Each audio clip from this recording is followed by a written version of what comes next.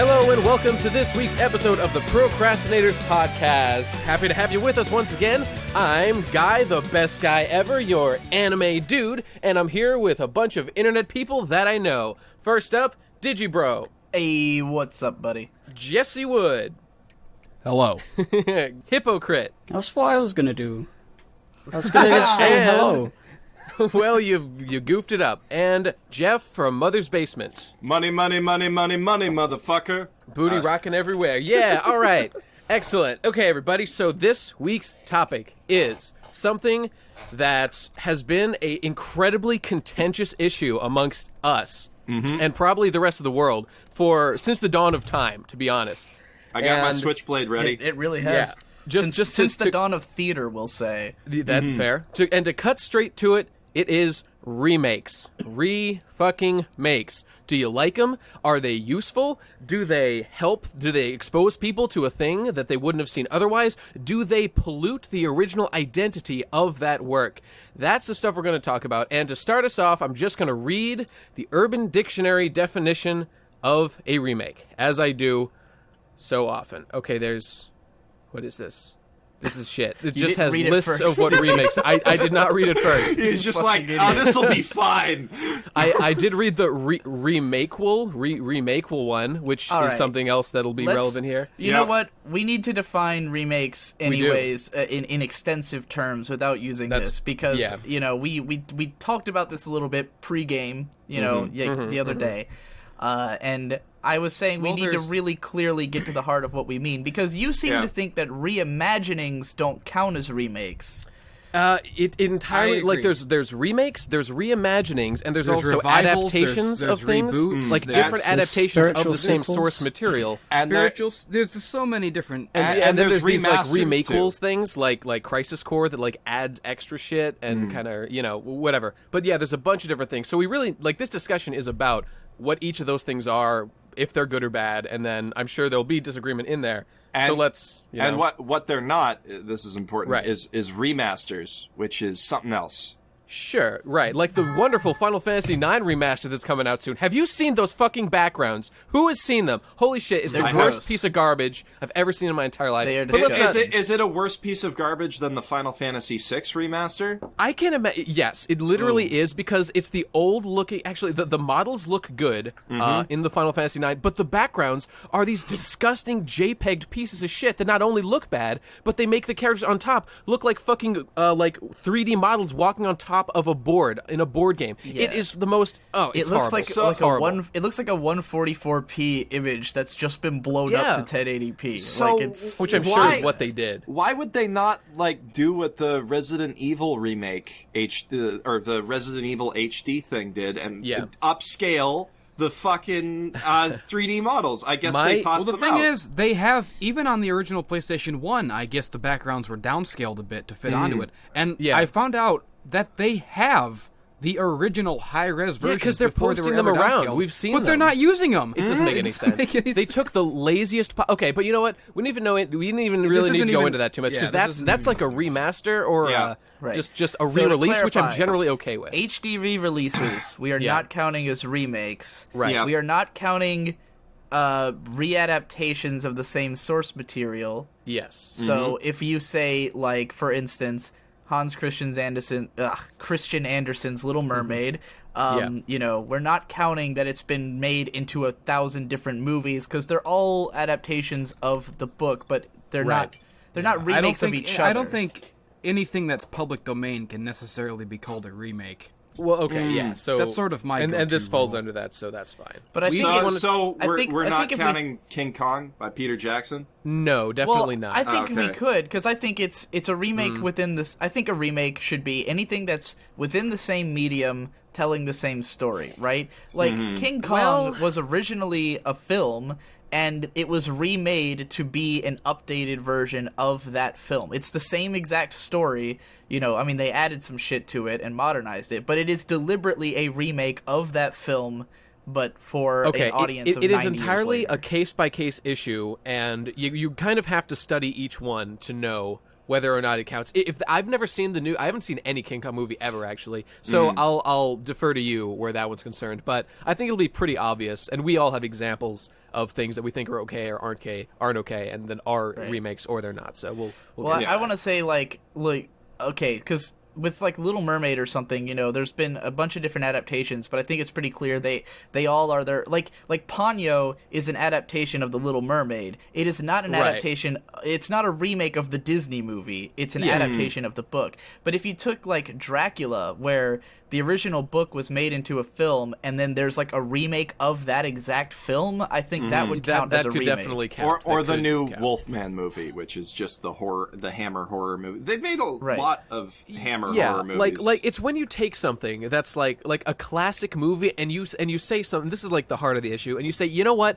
modern day audiences cannot appreciate this. We need to update it so that people will be able to watch it, because that's what's necessary. And that's I think the getting into defining characteristic of a remake is that it is something that is specifically using the original as a basis for advertising or marketing itself. Yeah, I think so. A lot of the times. To a point. Like, watch the new Friday the 13th because everyone loves the old Friday the 13th. And you know what kind of is related to it is like continuing a series that's been dead for a long time and deciding to resurrect it and just like reboot. Pick up from where the reboots are related but not exactly the same.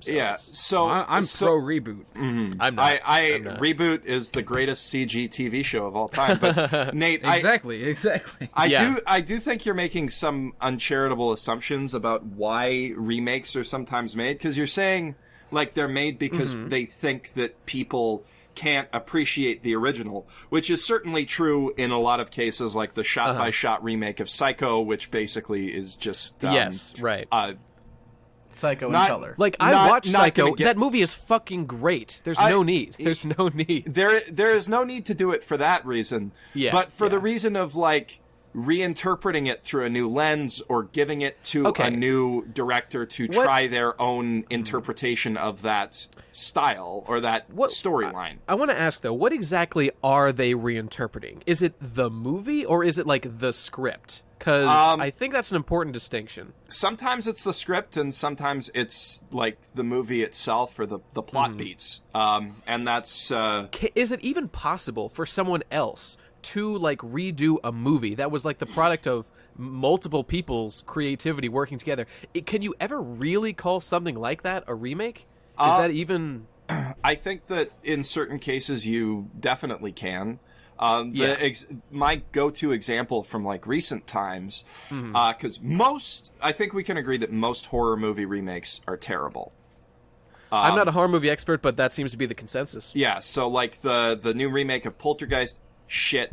The new remakes, the new Friday the 13th remake, shit. The new Halloween remake, shit. Most horror movie remakes are shit, but the Evil Dead remake is I had that great. written down. I was gonna say how great that movie is. And like the thing is that it takes the same plot beats as the original Evil Dead movie and remixes them with some interesting new ideas as to who these characters are and sort of what they're doing. It adds a few modern things, like the reason that they're not leaving the cabin initially isn't because they're idiots. It's because the only character who actually knows what's going on happens to be detoxing from a meth addiction, and nobody believes her when she says demons are coming out of the walls, because, I mean, of course you think demons are coming out of the walls. You're coming off of meth. So but the thing about the Evil Dead remake, I think a huge part of why it was good is because Sam Raimi was like heavily involved with it. Yeah, as a producer. I want to bring up that subject. Okay, like I think that the best way for a remake to happen, because like with remakes, I think a lot of the times it is like, you know, a cash grab on something that was popular.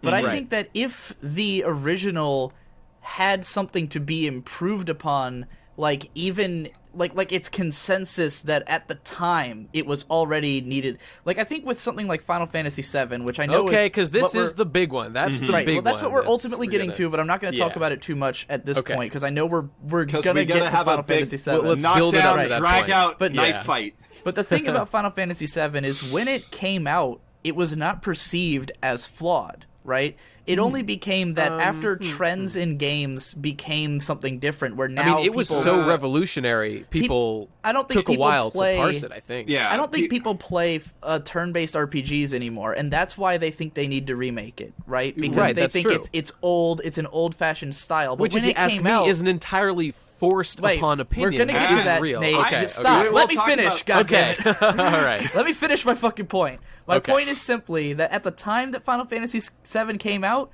those were not flaws. The turn-based battle system was not a flaw. People didn't perceive it that way. But when something like Evil Dead came out, it had obvious flaws for the medium even at the time, where like it was a low-budget movie with, you know, with cheesy effects, with a story that didn't necessarily make sense. And some of that was the charm of the movie, and some people like it for those reasons. Like but that I think moon? that the idea of remaking Evil Dead is like, well, yeah, it wasn't perfect, so why not try to make they did that specifically version? with Evil Dead. The Evil Dead 2 or whatever is basically a remake, but I'd call that a reimagining, and it, here's the thing with all this stuff. My big issue at the end of the day, if there was infinite time, infinite money, infinite resources, I'd say make all the remakes you want. To an extent, I've got some issues with it, but like if that's how it is, then fine. My real issue is if it's worth taking the time to specifically invest your resources in remaking something when you could just be making something new. But let's not even get too much into that, because with the Evil Dead example, the first one and the second one are similar. It's the same story, but like it's a reimagining at its core. It's really totally different movie, and I think that does justify it. I don't think that that's something that isn't worth making, because there was definitely something creative going on there, and that's really why it's a case by case thing, whether or not it's okay. Yeah, because the original Evil Dead and moreover Evil Dead 2, like the original Evil Dead, definitely not a flawless movie, but at the same time it's one of the few movies that has 100% on Rotten Tomatoes. Whoa, which really? It's kind of crazy. Everybody loved the movie, even though it was iffy in a lot of spots. And you're talking about Evil Dead 1? Evil Dead 1. Evil Dead 2 has like a 97%. It was more contentious.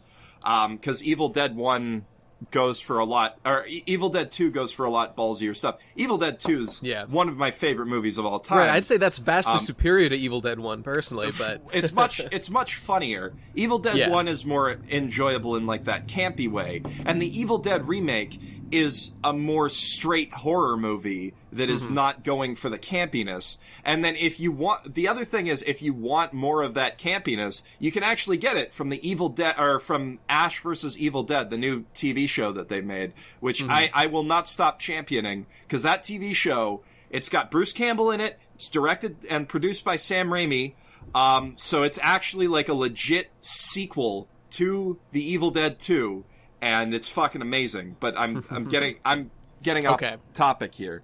I think to bring it back a little bit, the whole reimagining thing, and to answer Nate's question about why it's worth it to remake something, like, I get, we want to have more original ideas, but I think there's also some value in like trying to make the best possible version, where like, and the thing is, the problem is that it's really debatable if you can, right? Because like Evangelion is a great example where it came out, in the 90s, and it was this huge cultural touchstone, pretty much created the idea of like original TV anime, had this unbelievably deep and involving story with this great directing, but no matter how you look at it, the production falls apart in the second half. And like the impetus to remake it, now that it made a lot of money, to me seems like obvious. Like, the show is already a huge success, and it's already something but look at the consequences of that urge. Anno's like, what is going on over there? It's a nightmare. It's taken like 10 years to make these movies, and they're not even close to done. What the hell? What a waste! What a fucking waste! They still haven't gotten to the part that actually needed fixing. Which was what? Which was the last half. The funny thing about it is that like it's so different now that it's more of a sequel anyways. And let me tell you, there's another huge issue in there, which is like everything is different in a shitty way. Like every change they make, I think, is vastly worse than the original. And like Just if they just hadn't done it, I'd be happy as a clam. I would have been fucking over the moon. It's definitely a weird case because, like, again, like the impetus is obvious. Like, just do the same thing, make it look better. But then obviously they didn't want to do the same thing because they wanted to make something different, but the same. It's odd to try to parse, and like you could say that it's worth it to have both versions, and maybe the new one has different meanings that you could also get out of it. But then it just becomes a question of like, why did it have to be Ava? You know, like, right? And here's like, I think the iffy thing with that is that it's the same director trying to make the same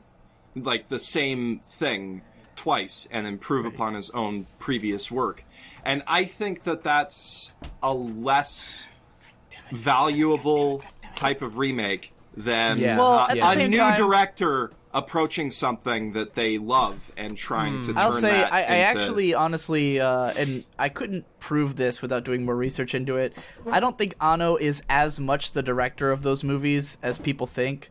Anno's always listed as, like, seem that way. He's always listed as chief director and stuff, but like Kazuya Tsurumaki, his understudy, is always listed as director. He hasn't done anything else in the time they've been working on Rebuild. His style, he's the one who directed, you know, FLCL and Gunbuster, Diebuster rather, and like the new Ava movies feel more like him, and they're also... they feel totally die-bustery. Yeah, and the guy who directed Genkutsuo is also Mahiro Maeda. Is like a big part of directing the newer ones, like especially Part 3. So like, I think there's a lot... I think there's like an understated amount of Kazuya Tsurumaki and Mahiro Maeda like really pulling the unique voice of these movies out, and that's why it doesn't quite feel... Because, like, Anno's directing, if you watch anything he's made, it's all very slow, very, like, methodical, you know, like, there's big moments, but they're always, like, scary, and there's none of the, like, big, bombastic, crazy thing that happens in the second movie, you know, when, like, the Ava transforms into this other thing, and, like, Shinji's a badass, and it's like, this feels very, and, like, those things were cool. Know? Those things were definitely super badass, but they're not Ava. Is it the point? Is this what we're supposed to learn from Ava? Shinji becomes a total fucking ass-kicking monster, man? Well, you say it's not Ava, but now it is Ava. No, it is Ava, but it's not. It's not like...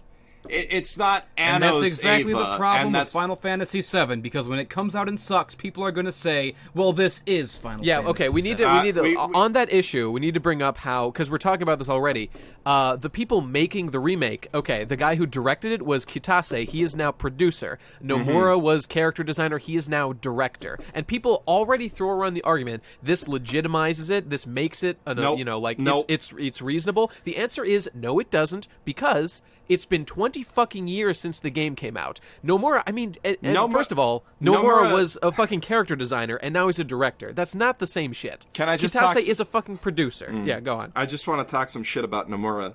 Please. Nomura... Oh, by all means. I blame him for everything that has fucking happened to Final Fantasy. All the fucking belts. All the fucking leather. Well, the belts all those zippers. I mean, the Final Fantasy VII character designs are all great. I mean, even Vincent, who's a goofball, is still lovable in his own way. No, I agree that the character... I'm not actually, like, mad about that. I'm mad about the fact that Nomura does not really know how to design video games. That's entirely true. Look at the fucking compilation, which is his baby. Look what he directed. Advent Children completely got everything wrong. He directed everything in the compilation. Crisis Core, I don't care what people say, it's a fucking piece of garbage. Everything new that it introduced was shit, and just had the need to the ending with Zack was really impressive, but completely ruined everything about his death scene from the original that made it so special. So here, you know, you talk and about, we don't even need to talk about Dirge of Cerberus. It's a fucking... It's dookie. It's poop. I mean, none of that ruins Final Fantasy VII as much as Final Fantasy X-2 ruins Final Fantasy VII. Because of Shinra. Because Shinra makes it canon that Final Fantasy X is a prequel to Final Fantasy VII. Okay, the actual explanation for that, on this planet? The actual explanation for that is Shinra, right? Founds the Shinra company, or stays alive somehow, and then they literally travel from that planet to a different planet. This is the canon explanation. Found that entire civilization, and then eventually Final Fantasy VII How happens. the fuck what? does that make sense? It doesn't. Like, It's ridiculous. oh so my you can God. ignore it. Just ignore it. It doesn't matter. Like, according to that canon definition, that would mean that the Shinra Corporation existed with the Cetra like 1,000 years ago. That's right. That's right. Yep. Yep. I hate them. I hate them all so much. Well, I hate actually, okay, them. it's possible because humans and Cetra were the same thing, right? Until until Genova hit or something, right? And then whatever. Who cares? I think the Cetra have like sin Also, particles in them or some shit now or something like that. I don't know. Yeah, who fucking knows? Also, why would the Albed who worship technology become the Cetra who worship the Earth? No, I don't even... A lot can happen in a billion years, which I assume is the timeline between the two. So You know what? There's just not one single thing about it makes any coherent sense at all. The point is, all this shit happened on Nomura and Square Enix's watch, and these are the people remaking Final Fantasy VII. That's the issue here, and what does that tell us about what the remake is going to be? I think it's quite clear that it is no longer the original vision of the people who made that game, and for that reason alone, I think it's going to pollute the legacy of the original with whatever, even if there's one tiny change to the story, like, it doesn't even matter. Whatever it is will be... The series will be worse off because it exists. And I am not interested in how many people are brought into the series by playing this game and then even decide to go play Final Fantasy VII because I think that they will have a tainted view of the game. I would rather have more people with a pure view than a vast number of people with a corrupted view of what the game was. I'm not interested in that. So, there's a lot of... sorry. No, you can go ahead, because I'm going to change the subject. Did you? Yeah, there's a lot of shit to unpack in what Nomura has kind of done to Final Fantasy. And, I think the thing is that Nomura came into Final Fantasy as a fan of what Sakaguchi had done. Yeah. And a lot of what he makes seems like Final Fantasy fan fiction. Totally. Which is why Kingdom Hearts in his hands is so fucking great. Yeah, Kingdom Hearts is fine, totally fine. Because Kingdom Hearts is just Final Fantasy and Disney fan Well, fiction. I say it's fine, but the story has literally gone to absolute garbage in the last couple of games. It but doesn't ignoring matter. that, It doesn't matter. The first one was great. Fine. Second one was great. Yeah. And when Nomura makes his own thing, not necessarily his own thing, but when they make their own thing and The World Ends With You, that can be really great too. Oh, that ruled, dude. That game rules. But I do agree with you that Nomura's direction on Final Fantasy has made the series worse. And the last guy who knew anything about how to make a Final Fantasy game left halfway through the production of Final Fantasy XII, the director of Tactics. Right, the Evilise guy. I'm blanking on his man name. knew how to make a fucking game, and now he's gone. And that's the thing. These conversations too fucking depressing for me, man. This is all just... Yeah, but okay, guys. We're kind of off topic. I mean, we're on topic. Bring it back. Are we off topic? Well, I think we've more or less proven that remakes cause nothing but sadness. Okay. Let Jeff finish his point, then Digi, you can take it. I'm bringing it back. Yeah. What I don't think that the point that it's not the creator's original vision is necessarily a valid reason to say this remake will not be good. Because if they were trying to do something good with it, if they were trying to do something new and different that takes the ideas of Final Fantasy VII and interprets them in new and interesting ways, that would be fucking awesome. As much as that idea disgusts me, that could theoretically be true, possibly. But what it seems like they want to do, and I'm saying this based on, Crisis Core and all of those things that you mentioned. It seems like they want to do is Nomura wants to take his Final Fantasy VII live journal fan fiction that he's been working on for fucking ever, that is just his headcanon. He's on Tumblr. He's talking about how, Tifa and Cloud have to end up together and all of this shit. And he's making... And Zach, that much is objectively true. Zach has to be a Super Saiyan or whatever the fuck was going on. Not necessarily, Jesse, because humanity may have all died at the end of the game. We don't know. That is true. We don't know. That is true. It's ambiguous. And his fucking compilation ruins that. It's the most important thing in the entire game. I hate you, Nomura. I hate you. I wish you were dead. You ruined my favorite series. Fuck you, Nomura. Also, Toriyama sucks too. Lightning's garbage. But anyway, yeah, I like Lightning Returns. I mean, maybe that game's okay. Final Fantasy 13 has at least gotten better since they stopped giving a fuck about the story and just that started making true. gameplay. Attested to that. But yeah, so like the problem, as I see it with this, isn't that they are not making the creator's original vision. It's that they're trying to bite Sakaguchi's original vision in trying to make it.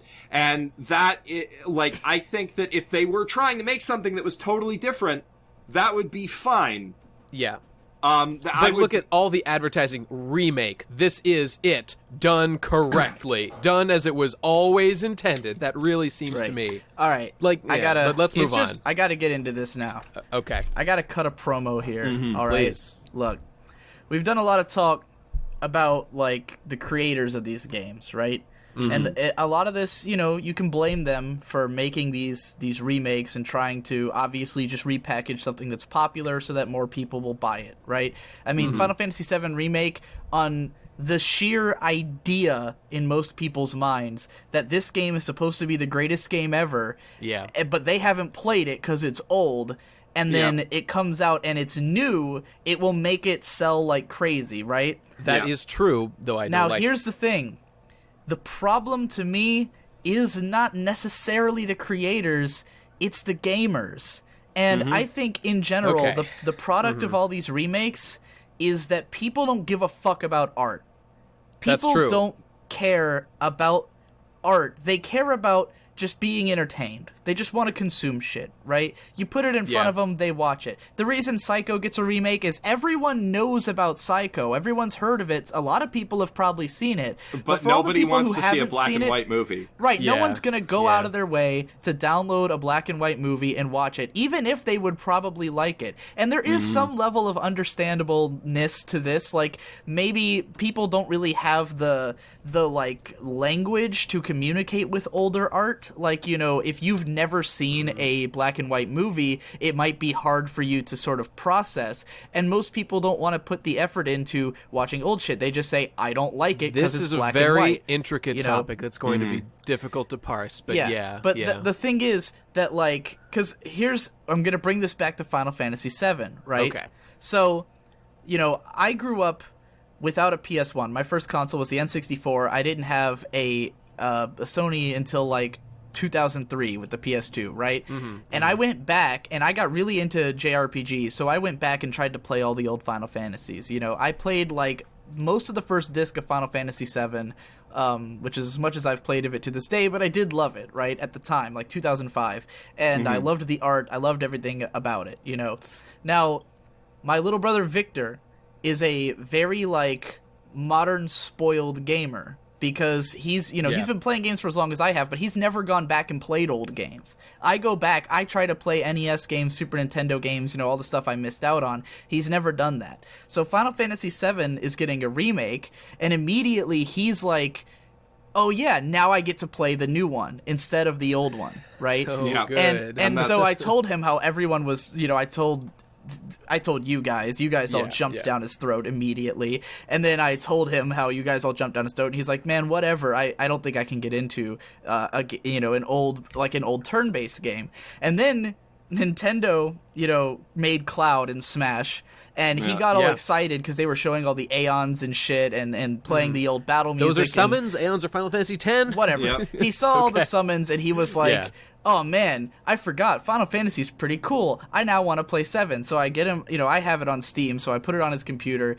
He plays like the first hour and he says, man, this is already the coolest game ever. Then he plays it for 1 more hour, gets tired, and decides not to play it anymore because he got tired with the battle system. And but on the one hand, I can say I get it, right? Because he doesn't care about video games as art. He cares about it as something he plays he doesn't really think fun. deep about video games. It's something that a game comes out, he gets hyped for a new game that's about to come out.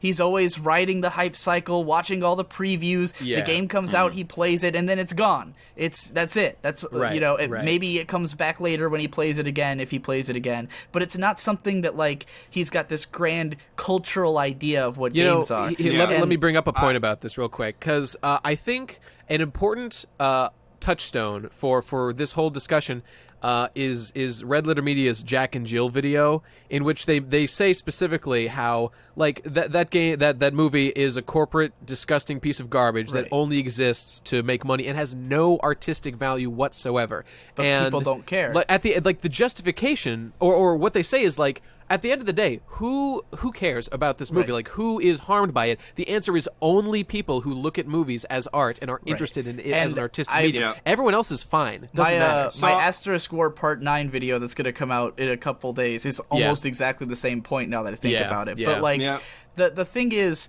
with video games, there's this great article. I don't remember what it's called. I need to track it down again so you can put it in the description. But it was by this guy who was like a teacher of like game design or something like that. And he had this class, and he asked everyone in the class, raise your hand if you're a fan of the Elder Scrolls series. And like 75% of the kids raised their hand, right? And then he says, like, how many of you have played Skyfall? And they also have their hands up. Then he says, how many of you... Skyrim, whatever. Yeah. He says, how many of you have played Oblivion? And then, like, more than half of them lower their hands. And then he says, how many of you have played Morrowind? And there's only, like, 2 guys left. And then he says, how many of you have played Daggerfall? No one. Yep. So these people say, I'm a fan of the Elder Scrolls series, but they've only played the latest one. And it's because there's this sort of idea that's very prevalent among gamers, because gaming isn't really recognized as an art form in the greater cultural sense yet. It's still sort of treated as, like, obviously gamers think it's an art form, and they'll defend it like that. But then at the same time, they don't treat it like one. Because if you get into film, if you try to be a film major or something, you will go back and watch stuff from the 20s and 30s and 40s, and you will watch Citizen Kane. That's the point that I raised in my Final Fantasy VII rant video back in last summer, where I said, gamers always want to defend games as art, but then they also turn around and go, well, we need it with better graphics, though, and we need a new version of it. It's just a prank bro argument. So here's sort of my take on it, because I come at this from, I think, a slightly different perspective from you guys. You're all a little bit older than me. Wait, how old are you? Oh God, really? You're young? Get the fuck out of here, pal. I'm only 23, so... I don't think any of us is over 25, so... I'm 25. But, I mean, like, the thing I'm is... 26. The thing is... is that's right, Jesse's 26, I forgot. That difference of, like, 2 or 3 years is the difference between having been old enough to play Final Fantasy VII when it came out and having to go back and play it. Okay, sure. And that's kind of so I was at a similar position to Digi's brother, where I hadn't played it. And the thing is that I went to school for game design. I obviously am very interested in studying old games as an art form.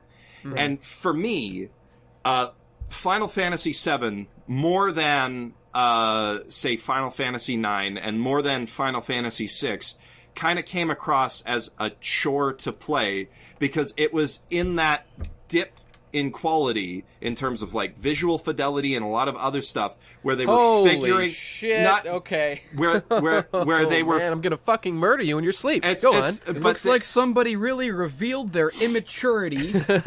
And But I think Jeff's point is, I think their it's fair lack enough. of taste. I think it's fair that he's actually played the game and formed an opinion on it. Yeah, that is better than not doing that. I'm not saying that like everyone needs to recognize Final Fantasy VII as a great masterpiece. I just think it's dangerous that we have this new game coming out and people won't go play the original. Old one. Yeah, and that's agreed. That's the thing. Like, I would rather someone hate Final Fantasy VII than like the remake. I agree. I might sort of feel that way about both, but like the thing is that 7 was harder for me to play through than 6, and was harder for me to play through than 9, and was easier for me to play through than 8, because 8 is fucking garbage. But let's not get into that whole discussion. Yeah, okay. Fucking pleb. So 7 has that like very awkward, we're trying to figure out how 3D graphics work aspect to it. And in terms of like old games with 3D graphics, it doesn't hold up to the same degree as, say, Metal Gear Solid or Mega Man Legends 2. Okay, you better get to your point quick, because I'm going to destroy you on this point momentarily. You're going to murder me. Yes. No. I've got a good retort to this. Is it the hypocrite retort? Because we could let him finally talk. That is exactly what it is. Or So let Jeff finish his point, then I'll. So, like, what I'm saying is, I did actually make a concerted effort to play through and enjoy Final Fantasy VII, despite that. But something that I think gets lost is that Final Fantasy VII is, in some ways, harder to enjoy than the SNES era Final Fantasies and the late PS1 era Final Fantasies, because it falls into that middle ground of they were still trying to figure out how to make it work. The combat is a little bit on the slow side compared perfect to and quick and responsive. I actually do amazing, agree it's a bit fun. slow. Things take a little longer in combat than I'd like. And I love turn-based combat. My favorite game right now is Legend of Heroes Trails in Cold Steel. My favorite one of my favorite games of all time is Legend of Heroes Trails in the Sky. I love Skies of Arcadia. So it's not like a problem with what they're going for. I love Final Fantasy's battle system in particular, because I think Bravely Default's one of the most brilliant gameplay-wise games of the last decade. In terms of battle systems, yes. Yeah, story-wise, it's hit or miss. But I mean, the second half is kinda, but whatever. In terms of game design, and like I think about a lot of stuff in terms of game design because that's what I studied. Like 7 definitely has some stuff to it, but it's got like those load times are a huge fucking pain in the ass. The graphics in battle look a lot better than the graphics on the overworld, but it's still like... All right, let's stop you there. I want Hippo to make his defense of the overworld graphics that I really love, and Nate does too. Yeah. And I've seen Nate's video, and I hate you.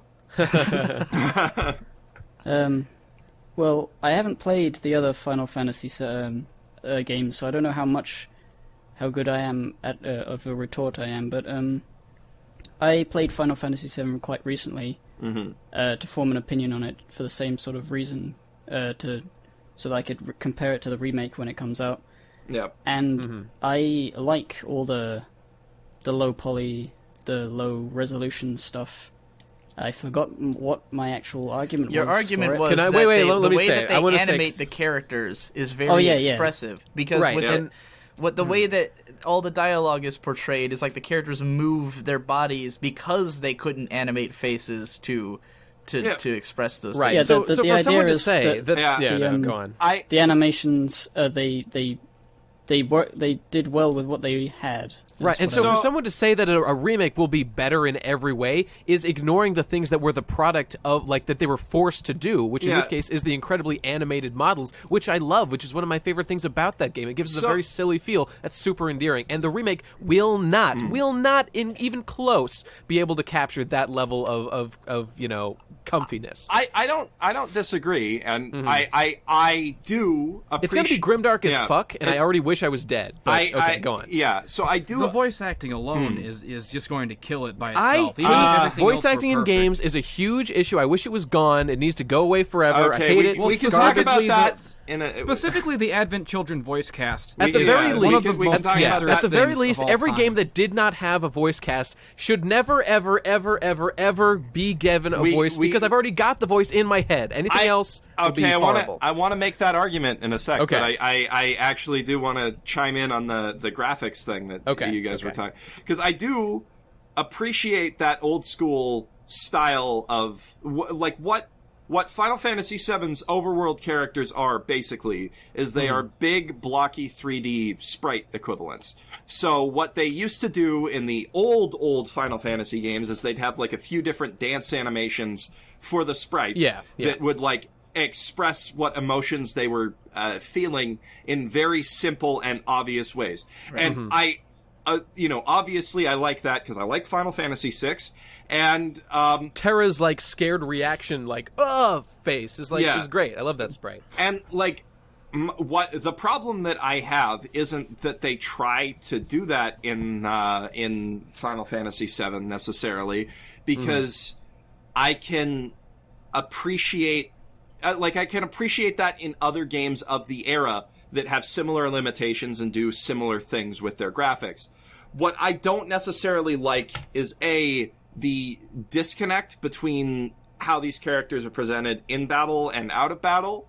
I think it creates a little bit too much of a dissonance in my mind for this is like the same world that this is taking place in. And the other thing that I'm not a particularly big fan of is that was the point where Final Fantasy started to try to go for that cinematic appeal, and having that cinematic appeal with these very expressive, or that cinematic style with these camera angles and all of these supposed to be cool action sequences with these supposed to be, he says.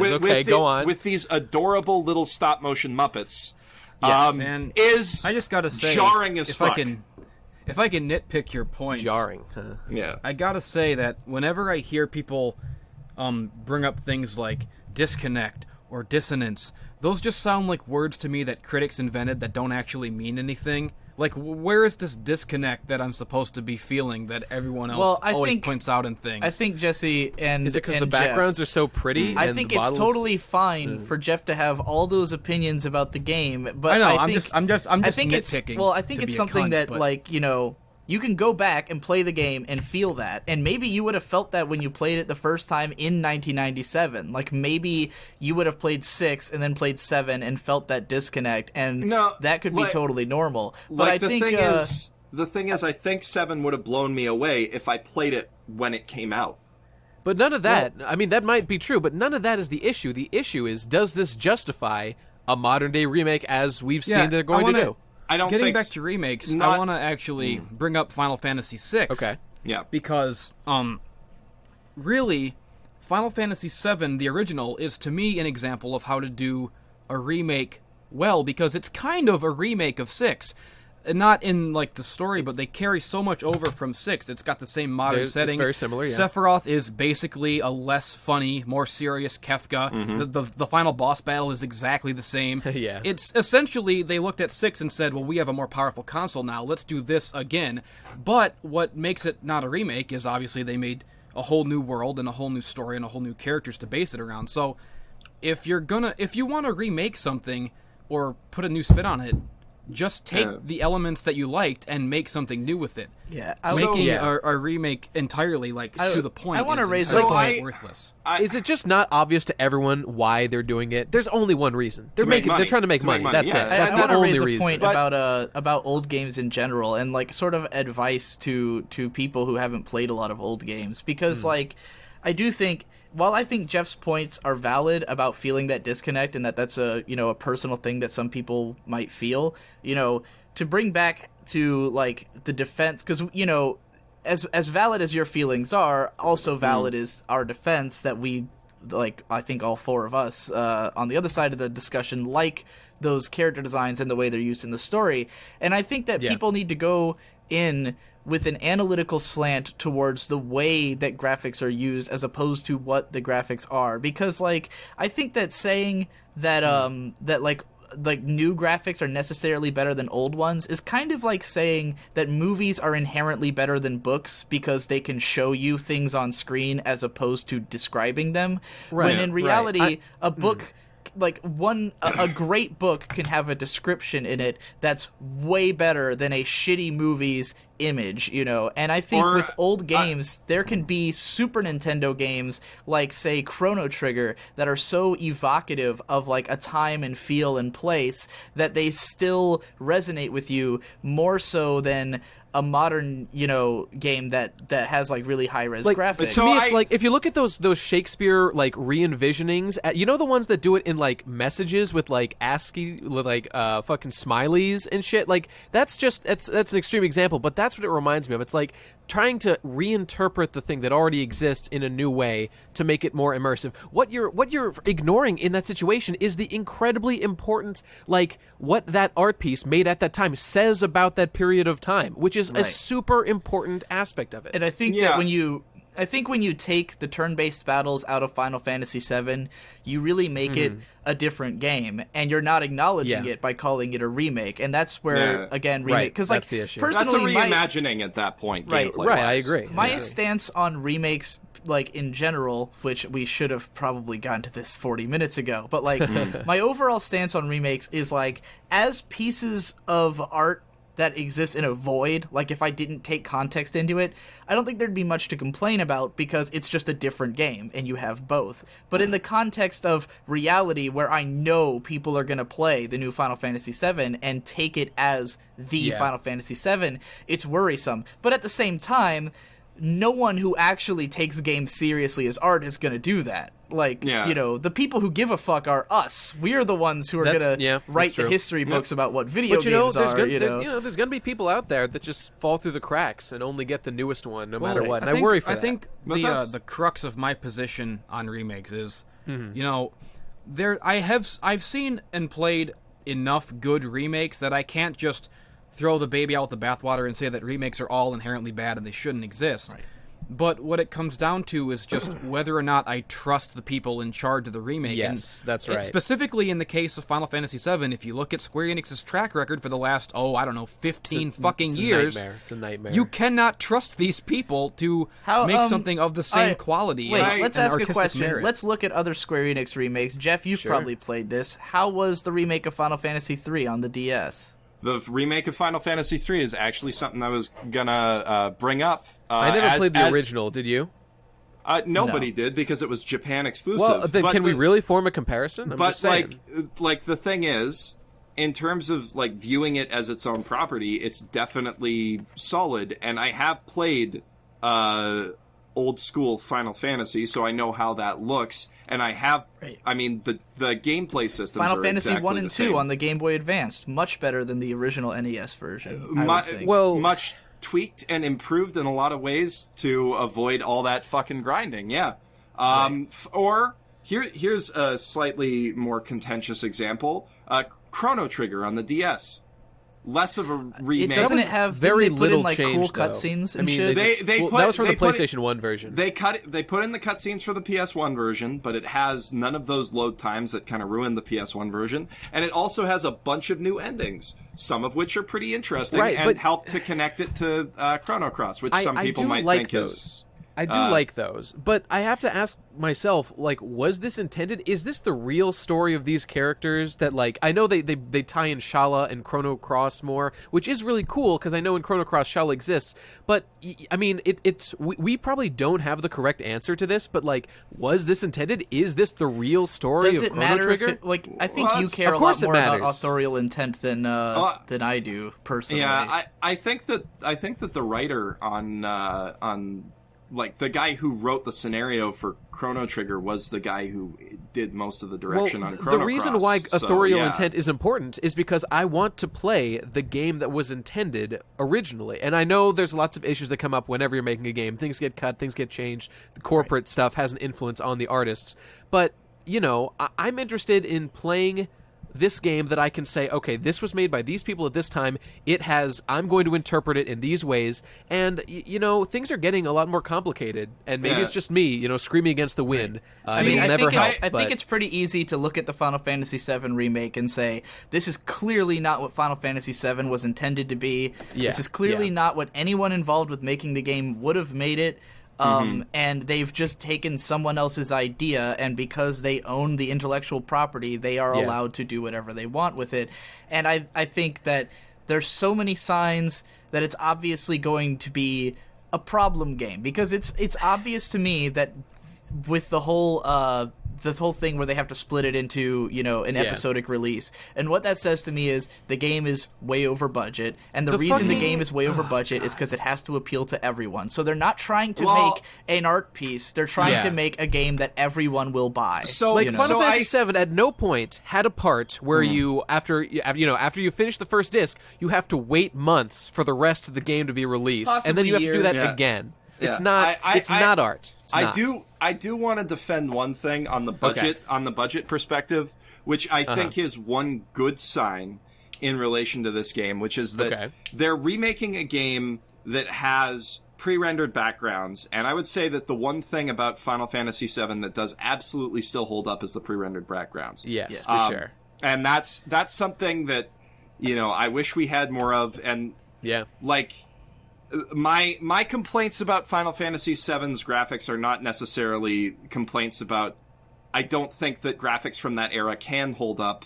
I just don't think that those ones particularly do.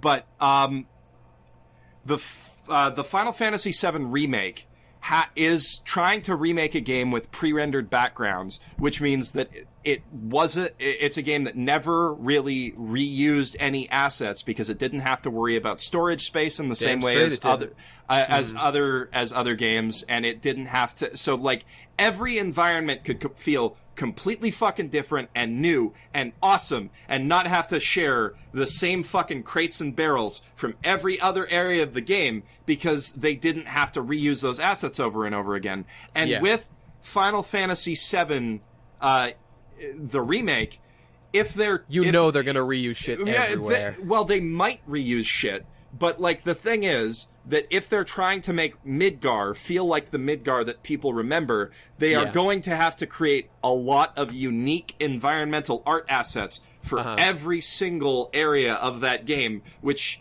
is going to require a lot more dev time than you would typically get. And you know what else is something that people like to bring up in regards to this game is they say, guys, wouldn't it have been great if when we played 7, you could explore more of Midgar, more sections? Okay, see, the thing with that is, guys, the people who could have theoretically written cool things to happen in those places are all gone. Everything that's going to fill in these spaces you want now is Nomura, Advent Children, fucking... Dirge of Cerberus shit. That's what's going to be in those spaces. Fucking motorcycle battles. It's like I just watched that episode of Futurama where Fry delves into his memories, and like anything that he didn't experience on his last day in 1999 was an empty white space. That's exactly what this is. It's going to be filled in by fucking Nomura and his incompetent Kingdom Hearts writing. So here's like. The sort of problem with how they've flavored the new version of Midgar is the old version of Midgar had like a sort of fantasy and sci-fi crossover feel to it, and the new the new version of Midgar feels a lot like a cyberpunk version of Tokyo, which is there was a moment in the Final Fantasy VII trailer that I saw in Nate's video. Yes, please bring this up. I love this point. Was the moment when I said, this isn't going to be good. And there's a part where you see Cloud running through a tunnel, and there's some debris blocking his path. And then he does that whole side scooch thing where like the character crawls in between two pieces of debris and slowly moves forward. Every new game does guys. It. It was in Uncharted a lot. It's in the new Tomb Raiders. It's in like all those. It's in The Last of Us. All those games that is ripped directly from Final Fantasy 15. So get excited for that, guys. That's going to be a great game, right? Well, right. 15 might be good, but do you want load screens? That's the load screen replacement. I would take load screens if the gameplay was more fun. I just think that those moments they're in like every modern game. Yeah. They feel like shit. You're controlling normally, and then suddenly you're controlling like not normally, right? And they'll always have a few of them back to back just to sort of break up, whatever you're doing. And like I get it, it's to change the flow a little bit, but and like to hide a load screen. That's what it is. They put you in a tight area so that they can load everything. Dude, I'd rather have like an Okami load screen which has a little mini game on it that you can play. Well, you can't do that. Happening. No, you can. You can do that. Namco just lost that patent like this year.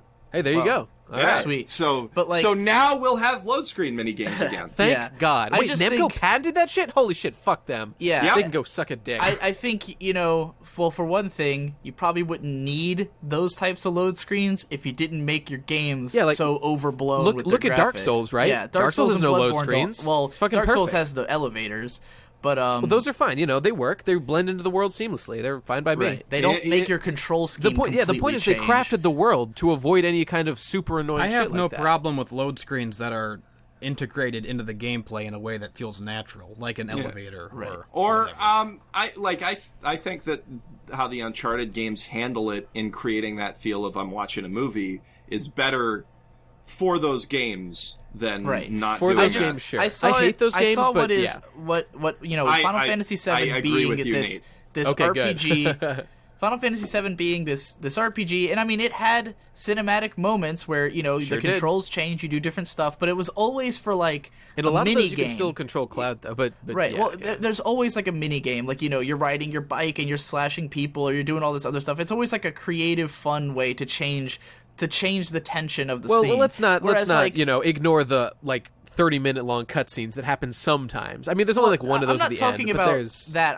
What bothers me, like one of the biggest things that bothers me in games is where my controls change for no reason. Sure. Like when a character slows down to start talking on a comm or something, and I have to now walk weird and slow, and it just feels like I might as well just have dropped the controller. Like yeah. Like at least with the cutscene, you have this understanding that it's pulled away to show you something, like it doesn't bother me too much when the cutscene is like a straight up movie. It does bother me when you're playing like, let's say, a first person game like Metro, and like there's a cutscene in first person, so you sit there and you keep hitting forward on the controller because you're just waiting to get control of the character, and you don't know when the cutscene stops or starts. Yeah, so you're just sitting that. there hitting forward over and over again. Like, why am I not moving?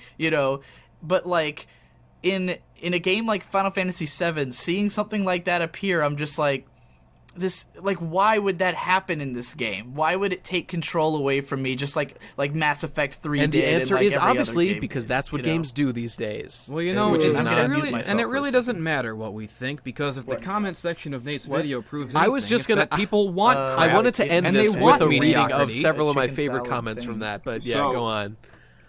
People crave mediocrity nowadays. sure.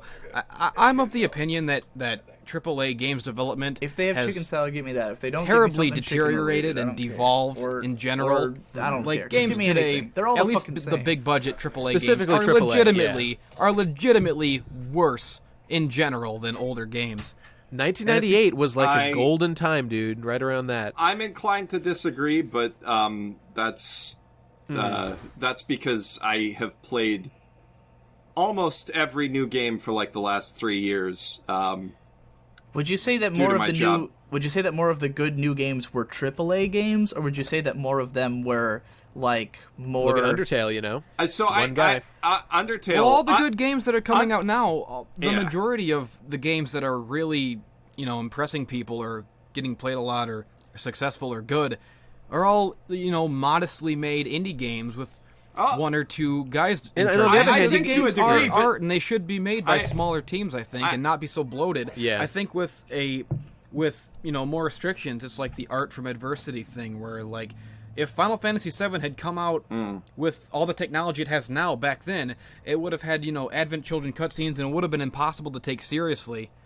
I had a point. I hate everything. Well, all right. I don't to want be it. fair, I want it the way. with you, Jesse. I don't think it's as strict a dichotomy as you're painting with the AAA versus indie. Because Yeah, I strongly believe that we need to start using the terms AA and single A. Like I would say, Yeah, AA those- games would be like Dark Souls, Bloodborne. What does AAA even mean? Come to So think of actually, we had discussions like this a lot in the in the chat room for the website I used to work for, because these divisions were kind of our bread and butter, and the Yes. the division between like Dark Souls is kind of in like a weird thing, because Dark Souls 1 is probably, I would say, edging between AA and AAA, but then Dark Souls 2 has more of a AAA aspect to it. I don't know. Bloodborne is 100% a AAA game. To me, the definition of AAA values should mean like expensive. The studio that made it, right? Yeah. To me, the definition of AAA is not necessarily what's in it or what, like, how good it is or how good it looks or whatever. It's how expensive was it. No, it's what it is. As I see it, and how well advertised it is. It's marketing budget. Marketing budget is what defines something being AAA versus being like a single A. And like this is how they think about it at publishers. When they say a AAA game, that's their tentpole. That's like that's the equivalent of a blockbuster movie. Right. And I don't think that AAA games even are completely bankrupt because 2 years ago we got Grand Theft Auto 5, which is a remarkable game on many levels. I don't think that they're completely bankrupt. I just think that there's an inherent loss of modesty that comes with the new technology and these huge overblown budgets. But The Last of Us felt like a very modest game a lot of the time, except during the parts where you had disagree. I loathe everything about The Last of Us. I want to say I think what happened to games is sort of similar to what's going on with the economy at large, right? That we've got a growing upper class and a shrinking middle class. That's a very good point. I think with video games, because the thing is, when you look back at like a list of the top 100 Super Nintendo games or the top 100 PlayStation 1 or games, like it's always like all of them are pretty on par in terms of like what they are. Where like you look at the top 100 PS1 games and it'll be like you've got Final Fantasy and stuff are like probably the more expensive ones, but then you can't really tell. There's not like a huge difference between like Final Fantasy and Ape Escape in terms of like what kind of game they are, how they kind of look, you know, or going down the line. You know, there's cheaper games. There's the Japanese RPGs that are like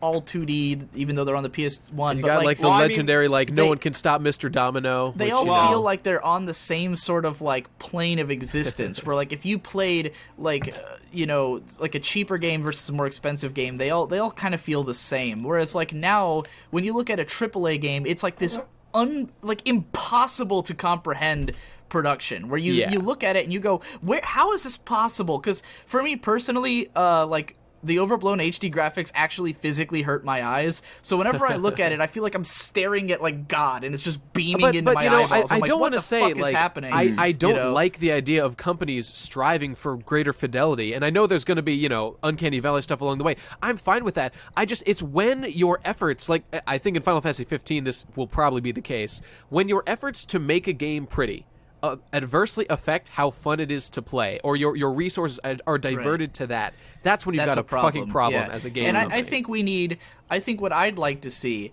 is for the middle class of games to come back. Where I think they've been living strong in Japan. I think there's still plenty of. I want to see more like Devil May Cry and Platinum games, like Platinum games where it's like they have modern graphics, but they're not like this is like Battlefield 3 ridiculous bullshit where it's like it has to be lifelike in order to be pushed. Like just make games that look modern but are like fun arcade games that are cool. Like I think if we had a lot more Platinum Games tier developers, then it wouldn't always either be, oh, this game's an indie darling that has all these amazing ideas but it looks like fucking shit, or oh, it's this game that's got like that makes my computer explode but it's fucking boring. I need more of that middle class that I feel like we really had on the Super Nintendo and PS1, where like every game was on that same sort of tier. Aside from like the tentpole games, I definitely don't think that every company should be going for max fidelity. I don't really think that any company should, because it takes away from the other stuff that you can be doing with the new technology in terms of building. Like, where's the emphasis on like the artistry as opposed to where's like the designated like 100-man team to be like, we got to make this the best artistic piece like we possibly can? No, instead they're all fucking working on like textures for like leaves on a tree. It's like what the fuck, guys? That's not. So specifically when it comes to environmental details like that, a lot of it's procedurally generated these days. Like trees. No AAA studio makes its own trees anymore. There is there are like 3 dedicated tree populating algorithms that are like for sale and for license to a bunch of play. It's the same as like physics engines. Like everybody uses Havoc, everybody uses Unreal, because those things take away from the amount of time that you have to spend doing that nitty gritty shit. Yeah. And like artists want to place their own mark on stuff, and they do in game companies. Like, I know people who work in game companies. I worked on games previously. And there is definitely, like, at every studio, at every level, there are people doing something that they feel proud of and that they want to put their mark on. Or, you know, obviously there are some people who just want to cash a paycheck, but there is so much competition for jobs in the AAA industry that to just be capable of cashing a paycheck, you have to be among the best of the best, and you have to be capable. You have to have that artistic drive, and you have to be capable of. There's an entire arc of Shirobako about this. One of the characters goes to work for a CG animation company, and they basically do like the car CGs for like every show and video game.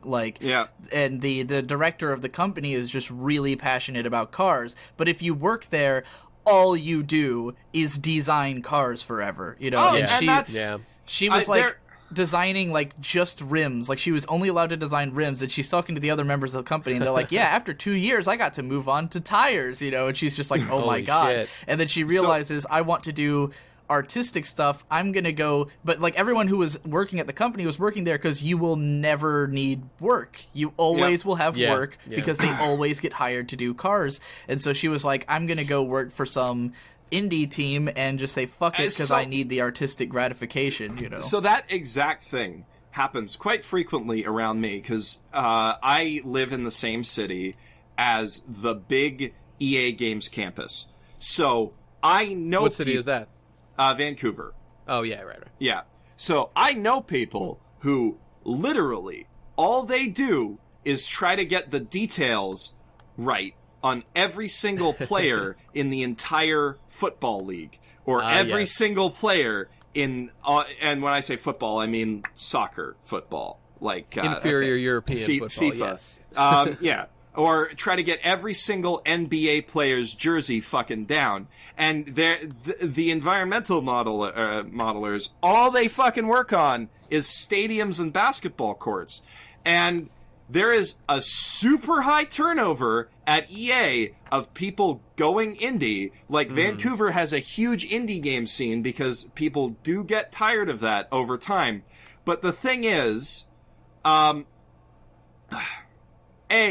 think that there is some value in having these big AAA monstrosities because, sometimes they offer really epic, mind-blowing experiences, like I would say Grand Theft Auto 5 offered that. And B, they act as a sort of training ground and a proving ground for people to practice, get their 10,000 hours in of becoming like a true fucking master of what they do. And then they can go and they can go into the indie space and make that middle class that you're talking about grow. And that middle class is growing. Like, if you look at Steam, the biggest games on Steam these days are often I think like something like Rocket League feels sort of that. I mean, it's sort of bare bones, but like the way the graphics are and the depth of the engine and everything is like, yeah, this is more than just some indie game. Okay, yeah, you know what? This is all about The Witness. The Witness is a good example. Well, didn't he spend like? Well, John Blow spent like that? a lot of money making Braid, and then and just reminding, looking at the Steam front page has reminded me. This will bring us back to remakes, and is one of the best examples of a sort of middle class level development, and one of the best examples of a remake of all time, XCOM. I don't know shit about XCOM. So the old XCOM was really ugly and really fucking hard, and it's got a lot of... I mean, it's still a good game, but it's also basically unplayable for a modern gamer, and I'm not just saying that because of it's very inaccessible in how it's designed. And the new XCOM takes all of the ideas of the original XCOM and just makes them palatable to a modern gamer. But I think it's a remake done right.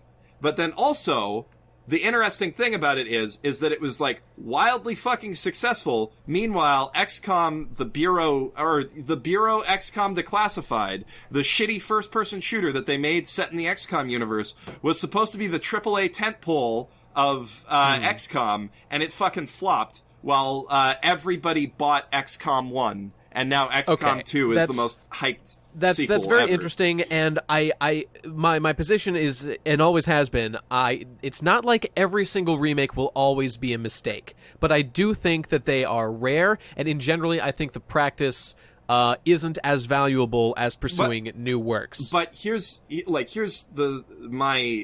I think XCOM kind of disproves I'd call it an that exception notion. that proves the rule, but maybe you'd say it. But the thing is that XCOM is that rare example of they put resources into making a new thing, the Bureau XCOM Declassified, and they put less resources into making a remake because the game design was done and a lot of the world building was done, and it was just a matter of like building the game. And the remake was vastly fucking superior to the piece of fucking garbage new thing that they tried to make. Right. Okay, Well, here's my question. That's true. Nate. I mean, Because going back to my earlier point that I think a remake should, like, is understandable if you're just trying to perfect the original.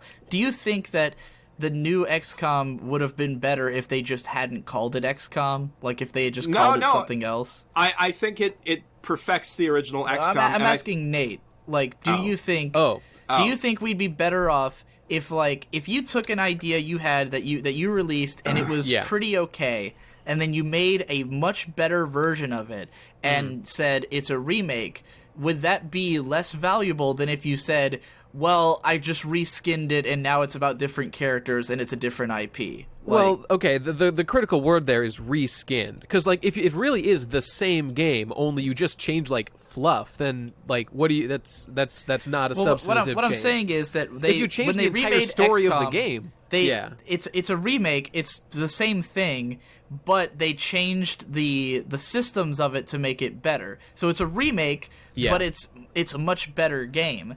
And I think, like, if you say that, like, what's the point of just remaking something that already existed? It's like, well, they made a good game as opposed to the not-so-good one. So, like, I feel like your argument that they should have made something new, it's like, well, they did make something new.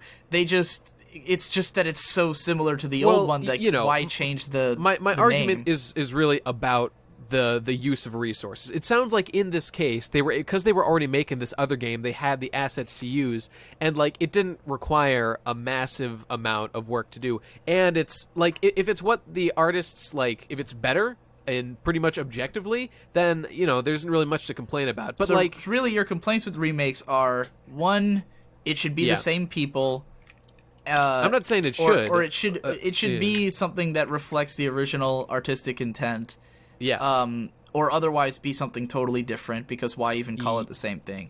Yes. And I can agree with that. I think, like, I think there's plenty of great remakes out there, and I think that they could easily have just been called something else, but they needed the brand recognition, Right, which is frustrating. Which cheap. hurts the art form, that we take focus away from the original and we put it only on the new one. Although at the same time, it can often drive attention to the original, where there's probably a lot of people who will play Final Fantasy VII just to compare it to the remake, So I think there's still a lot of potential that it's actually net positive for the original game. Okay, but that's not counting my second argument, which is the effort that was put into making this remake. You could have spent making something else. I'll definitely say that, like, I think in the end, if the result was actually a better game and like it was something they were doing because they legitimately wanted to improve Final Fantasy VII and not just resell it to a new audience, then I think it would possibly be justified to use the resources. But I think there's a false assumption there, in that if they didn't have this remake project going, they would have a different project active at the studio. Because oftentimes, remakes. Dude, this is Square Enix we're talking about. Final Fantasy 16. No. Just get working on it, you know? Whatever they got to do. So, like, in terms of resource distribution, a lot of the time, remakes, like, remasters particularly, are like, you need, like, 4 or 5 people to work on them. Sure. They're very small projects. But remakes, too, can be much smaller projects, not necessarily in the case of Final Fantasy VII, because obviously they're giving it a full AAA production. Thing. Yeah. But in a lot of cases, a remake will need to have like a smaller team than a full AAA thing, and it's something that they can work on without necessarily having to have like a full staff of a full staff of writers to write. I mean, a new obviously, story, this is an example that's helping my point. But look, like the Final Fantasy VI remake that just came out. Like, what was even the point of that? Just re-release it. It literally looks worse in every way. Well, that's not a remake. That's a port. That's a bad port. It's a port with completely replaced artwork, which was not completely replaced. They put a filter on it, which is garbage. Like Final Fantasy VI. Like what it is it's just like they took all of the sprites and then they put them through a program that smooths out all of the edges, which is the worst thing that you can do to sprite artwork. So they just look like shit. They vectorized the sprites basically, and it's terrible. Whereas the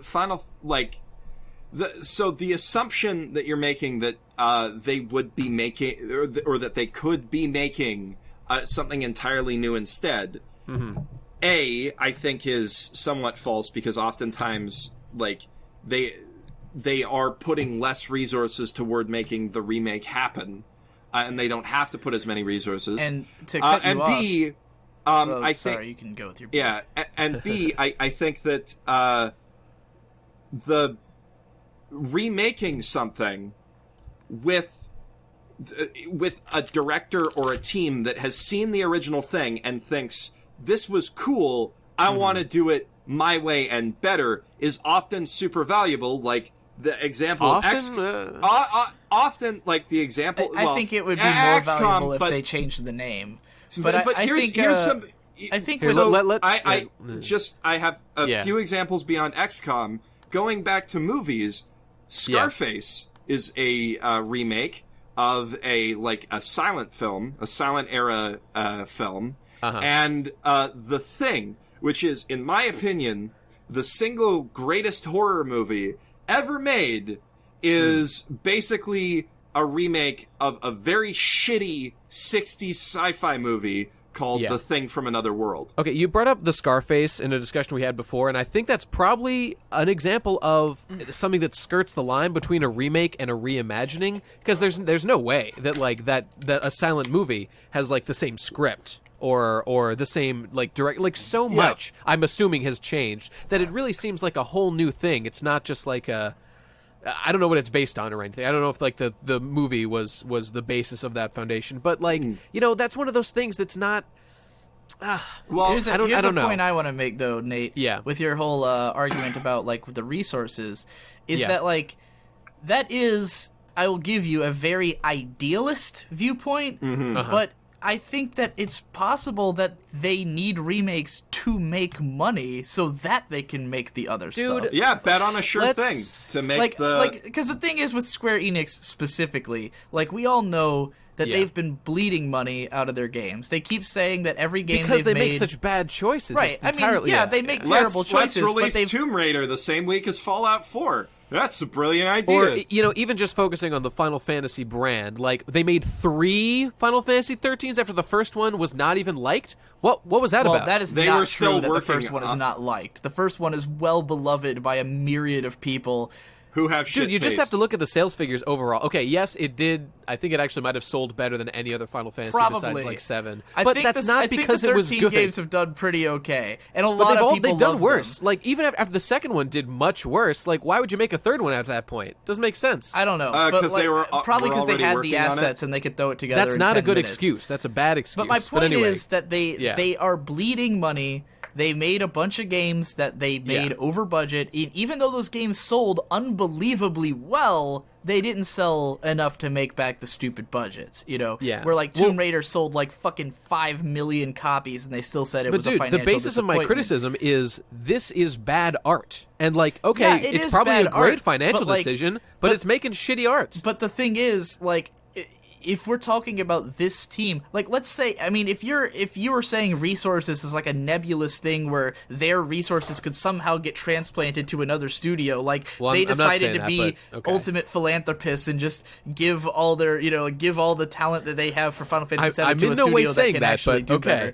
But like, if that's not the case, then the question is, how are they going to make up for all this loss they've had? Make Final Fantasy 16. Just do it. But they haven't even finished Final Fantasy 15, and they've probably already sunk too much money into that game, and it's going to be a financial disaster. That's their fault, dude. That's not on me. They need a sure thing to make their money back, and they think Final Fantasy VII... I'm not saying it's necessarily a good idea, but like they clearly think that because Final Fantasy VII, even the original, is still a top-selling game, if you go onto the PS4 and you go to the top sellers bracket, it's Final Fantasy VII is always the top-selling game on the PS4. It's true. Dude, that's fine. I get it. I know why they do it, and if I were their executive, I'd probably do it too. But none of this changes the fact that it is going to pollute the legacy of the original by objectively being a worse game. I know it's true. I'm not arguing that point. I'm arguing your point about resources. Nothing that any of us say against any remake really matters because we're all just nostalgia fags. That's right. Yep, that's all that matters at the end of the day. I'm the only one here who's not a nostalgia fag. You're superior. If you're Legend of Zelda Ocarina of Time on the 3DS fixed the biggest problems of the game. Unfortunately, I still think it's a worse game because it's on the 3DS and not on my television where I can actually see the entire world. Here's a difference of opinion that I have. I think that, I strongly prefer playing games on handhelds to playing them on a big TV these days. Well, that's weird. I like that a lot too. Saying all the wrong things to me, pal. Especially big RPGs, because with big RPGs, I want to take it out of my pocket, Jeff, play a few battles. I don't go anywhere. I don't leave my house. Digi. You gotta listen to him on this one because he's right. Playing an RPG on your Game Boy in bed was how I spent most of my childhood, and it was objectively the best childhood. No, you guys are animals. I miss Pokemon. All handheld games are objectively inherently trash. Games in there. I played they belong Pokemon in a fire pit. I played it all. They should never have been made. Dude, the Game Boy SP is a game has zero artistic merit if it's not on my fucking television set or on a screen big enough for me to sit in front of and fucking watch like a human being, not like an animal in a doghouse with a fucking Game Boy Advance! A fucking Pokemon made sense on a handheld console because it was like you had your fucking N64 that was doing all this crazy shit, right? But Pokemon didn't need all that crazy shit, so like it was a fucking 2D game that was fine. And now you can do crazy shit in your pocket. Yeah, but that's the thing. Crazy shit should be on a big screen where I can fully appreciate it. Like, the world of Ocarina of Time is so mind-blowing because of the scale of everything. You look off in the distance, and you see this huge mountain. You see Death Mountain, and you scale the mountain. When it's not a handheld, that's actually the one and only criteria for whether something is actually good or worthless, is whether or not it's a handheld or an actual game. Mother 3 was on Game Boy, and it was the best game ever made, and that's the end of it. Mother 3 didn't have to be on a console because it didn't have huge scale. But Mother 3 was going to be an N64 game. Stop. That's right. Mother 3 was originally going to be an N64 game. That is irrelevant to my point. No, it's not irrelevant. You're saying that you can't make an epic story. They adapted it. And no, it was not the great. story. I'm talking about the visuals. You don't make a 3D game with epic scale graphics like a game like Ocarina of Time where part of the appeal is that you see Big Mountain and you go climb Big Mountain and it looks huge on your TV as opposed to why can't you appreciate a big picture? Why can't a picture be small and still good? Here's my counterpoint to that. Do you play with 3D on Digi? Never. No, because it makes my eyes bleed. So here's the thing: you play with 3D on that completely. No, I appreciate several that. layers don't of get me scale wrong. shock. I know that the 3D in that game looks really good, but it makes my eyes bleed and I can't look at it. And my argument here is so mostly you're making the complaint that it's less epic because you're not doing the thing that makes it as epic as playing on a TV. I literally can't. It makes my eyes hurt too much. Well, that sounds like a personal problem. But like, I'm making a complaint that it's objectively garbage because you gotta fucking bend your body over like a fucking... Jesse, look at you gotta strain your eyes looking at a tiny fucking baby screen. There's no fucking point. Why would you not want to be sitting in a chair or a couch or something comfortable like a human being? Why do you want to live like an animal? Why do you want to be a fucking savage in the woods and go crawl? Why don't you just go crawl outside your teepee and take a shit in the dirt? Have you ever heard a film aficionado make the argument that, oh yeah, that movie that you saw in theaters and it was like fucking... What's a Mad Max Fury Road? Yeah, that's gonna look just as good on your fucking iPhone as it does in theaters. No, talking about that's the difference between it may not look just as good on your iPhone as it does in theaters, but it will look almost as good on your tablet as it does on your TV because you're not in a fucking theater.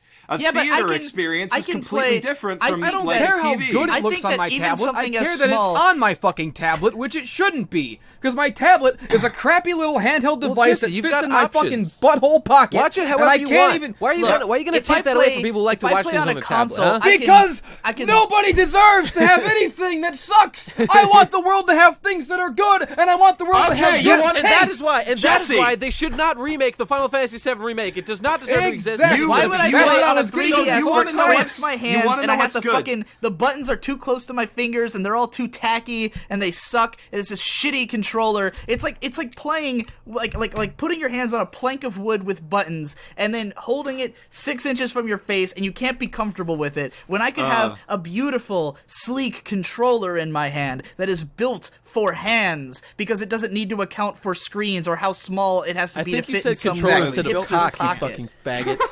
So you want to talk about better versus worse. So Ocarina of Time works, I would say, as well on a console as it does on a handheld. I'm not going to argue that. But if you want to talk about the best Zelda game, which is Majora's Mask is so much fucking better on a handheld because you can do a bus ride, and in that bus ride, when have I ever done a bus ride? What the fuck are you talking about? Is this about a bus ride? So he's saying that you can play through a mission by the end of a bus ride. Don't leave my house. A cycle or a side quest. It compartmentalizes a game that is like intended to be replayed a whole fucking bunch. I do all of my gaming on a handheld. I do all of my gaming in 10-hour chunks. I don't play 20 minutes of a game and then put it in my pocket. I turn on the TV and I have to sit there all day. Because if it takes me more than 3 days to beat a game, I will never beat that game. I really, where this argument's concerned, I'm with Matthew Matosis, because I had a PSP and I had every fucking handheld in the world, and like Matthew Matosis says in his Peace Walker Metal Gear Solid review that like the game was designed to be in mission format so that you could play it like on a bus. But like if you're on the bus and you're playing it and you finish a mission and you've still got 5 minutes, you're like, okay, what do? Do I try another mission or do I turn it off now and just wait? Either way, it doesn't really perfectly work. That has happened to me every time I've tried to play. Every time I ever try to play a game, like a real game on like a DS Don't or get me something wrong, I love public. handhelds. Like for me, the only kind of games I can actually play the way that mobile games are intended to be played is if it's like, don't touch the white tiles. And it's like, I'm just touching tiles and then it's over when the doctor says you're up and I hit exit and it's done and the game is over forever. You know, I kind of agree. That's the kind of game that I think is a good handheld game, you know?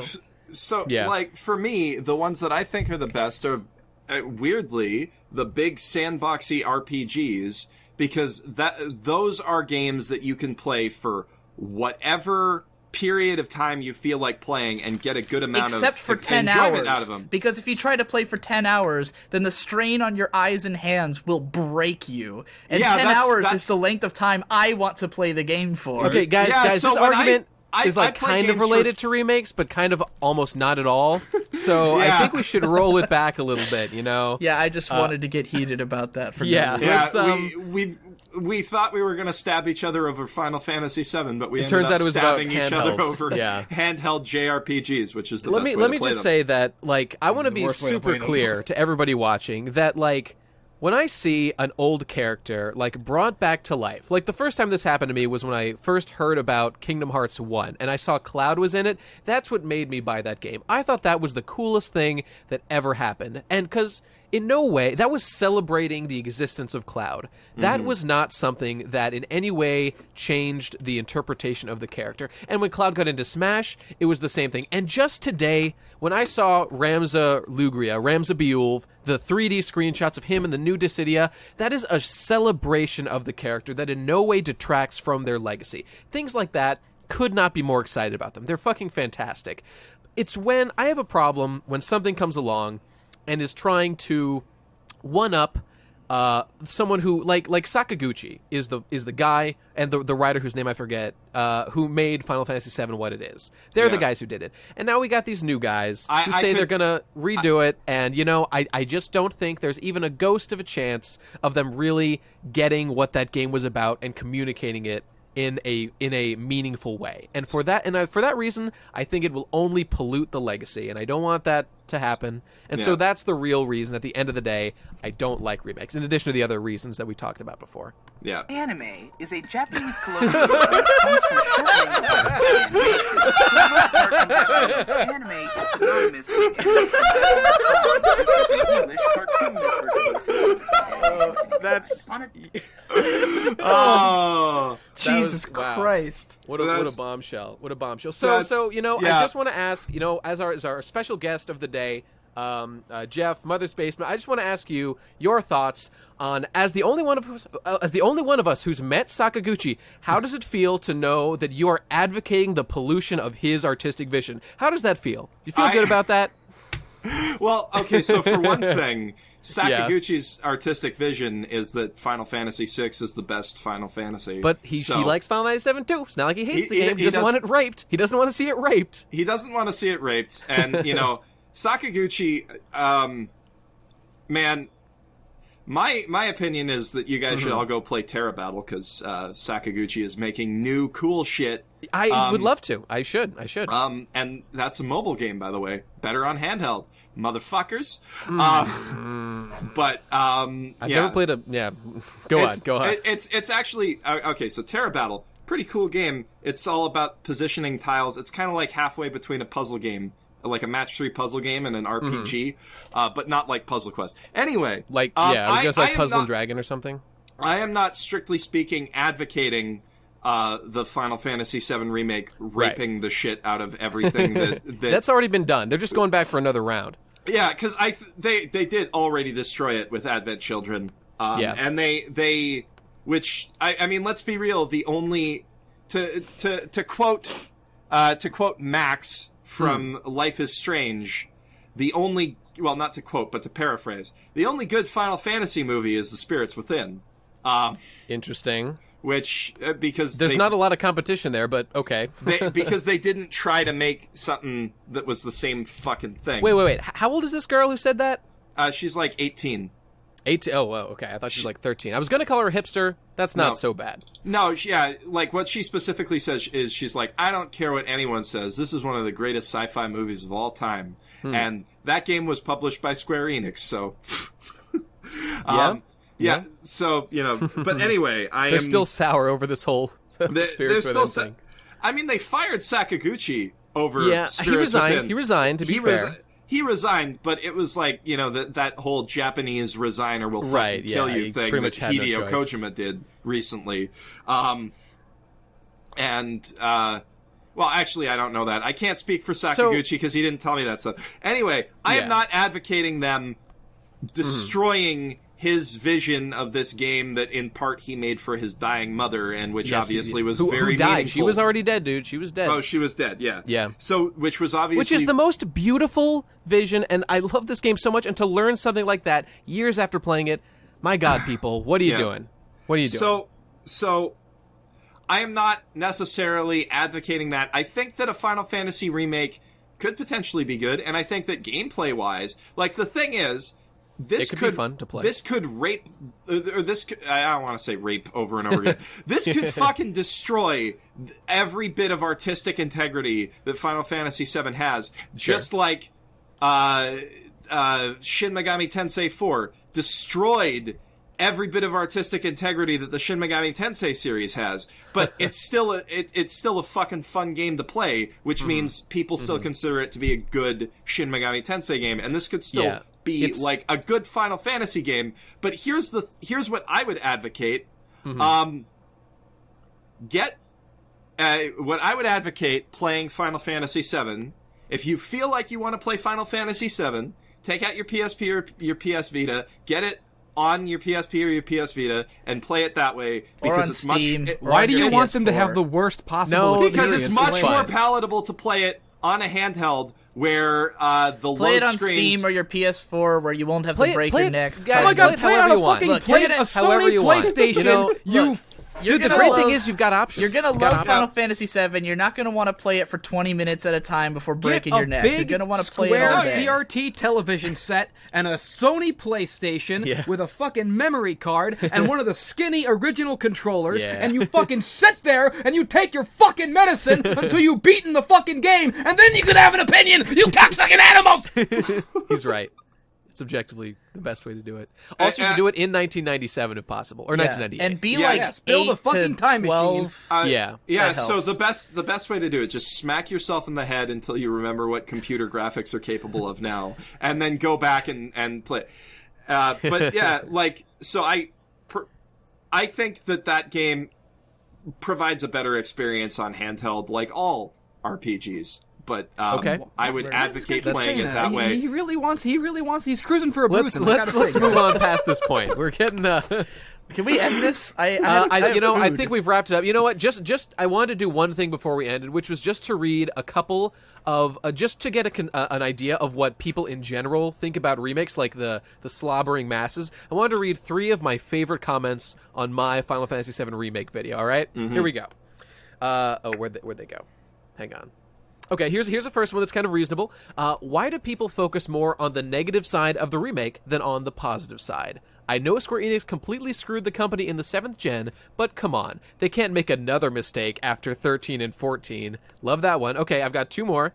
What is it? I hope you don't get this game after you just made this video. This video is pointless and cancerous. And finally, my favorite one of all to cap it off, by Calypso Handjack, my hero. Stopped watching after 30 seconds. Cloud did not wear purple. Guy's a fucking retard. Stop making videos. Thank you, Calypso. Thank you very much. I think he summed up all of our thoughts. He really did. At the end of the day, gotta go with this guy. Handjack, I'm gonna jack your hand. All right, that's it. Thanks for watching, everybody. Appreciate you sticking with us for this long one. Hope you have a very special day. Now, everybody, say goodbye. Bye. Bye. Play Final Fantasy VII on your handheld. Don't do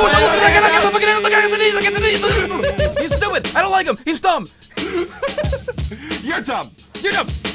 I'm supposed to be working right now. I'm supposed to be working right now. But I'm not working. I'm doing nothing. My dick I'm jerking. Myself I'm sucking. I am an asshole. I am a stupid. I've got a deadline. Don't wanna do it. Yeah.